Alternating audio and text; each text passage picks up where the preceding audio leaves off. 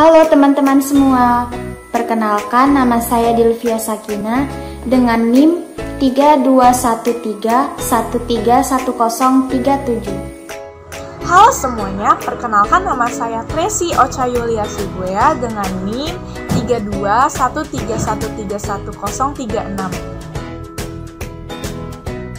Pertama itu ada pengertian desa. Pengertian desa sendiri merupakan sebuah institusi atau identitas masyarakat yang tertua dan bersifat asli. Nah, desa dalam bahasa Inggris itu adalah village. Pengertian desa menurut ahli. Yang pertama menurut R. Bintarto.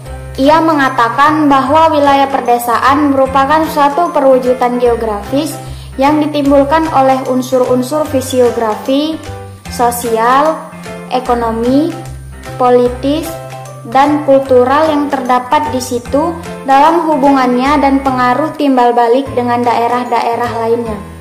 Yang kedua, menurut Rifki Sidik, ia mengatakan bahwa desa adalah suatu wilayah yang mempunyai tingkat kepadatan rendah yang dihuni oleh penduduk dengan interaksi sosial yang bersifat homogen, bermata pencarian di bidang agraris, serta mampu berinteraksi dengan wilayah lain di sekitarnya.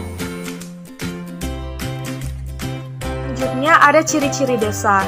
Nah, ciri-ciri desa yang pertama itu adalah sistem kegerabatan dalam desa masih bersifat mekanik atau paguyuban atau juga disebut dengan asas kekeluargaan. Terus, kegiatan masyarakat umumnya bekerja sebagai petani atau membuka industri rumah tangga. Yang keempat, sebagian penggunaan lahan dari desa itu digunakan untuk pertanian. Yang kelima, di desa itu masih memegang teguh tradisi. Terus adanya gotong royong. Nah, di desa itu masih berlaku sistem norma dan kepercayaan seperti pamali, terus ada mitos-mitos gitu. Hasil kegiatan dari pertanian mereka itu untuk diri mereka sendiri atau untuk kepentingan pribadi.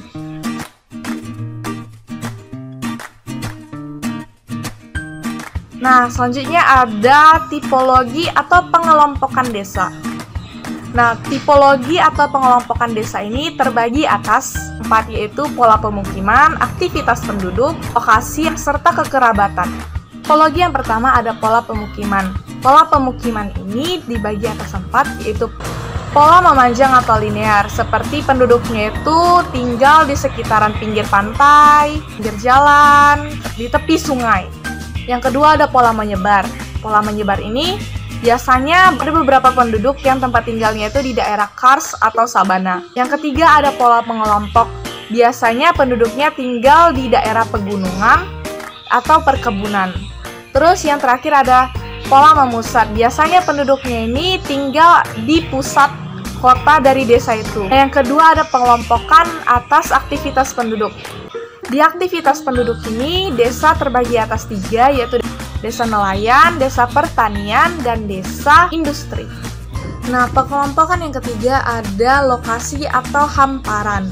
Biasanya penduduknya itu tinggal di dataran rendah, dataran tinggi, lembah, pesisir atau pantai, terus ada yang tinggal di pegunungan. Yang keempat ada pengelompokan kekerabatan. Terbagi atas 3, yaitu gen, terus ada terestrial, dan campuran gen dan terestrial. Contoh dari gen tersebut adalah seperti kekeluargaan, keturunan, marga, saudara. Materi selanjutnya yaitu jenis desa menurut perkembangannya.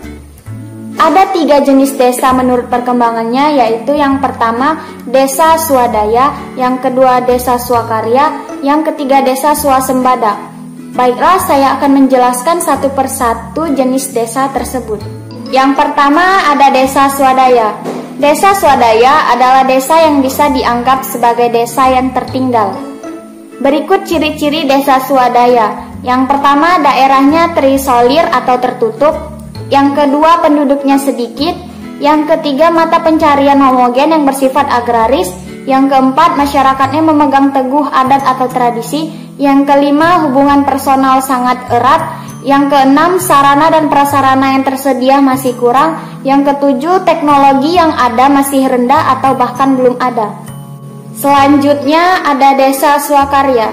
Desa dalam klasifikasi ini satu tingkat lebih maju dibandingkan desa swadaya. Masyarakat mulai berubah mengikuti aliran zaman dan berpikiran lebih terbuka. Ciri-ciri desa swakarya antara lain, yang pertama, tidak terikat dengan adat secara penuh. Yang kedua, terbuka dengan pengaruh dari luar daerah. Yang ketiga, adanya sarana pendidikan, kesehatan, perekonomian, dan prasarana penunjang lainnya. Yang keempat, teknologi sudah mulai digunakan. Yang kelima, akses menuju daerah lain lebih mudah. Yang keenam, lapangan pekerjaan yang tersedia mulai beragam. Jenis desa yang terakhir yaitu desa swasembada. Desa swasembada biasa disebut sebagai desa maju atau desa berkembang.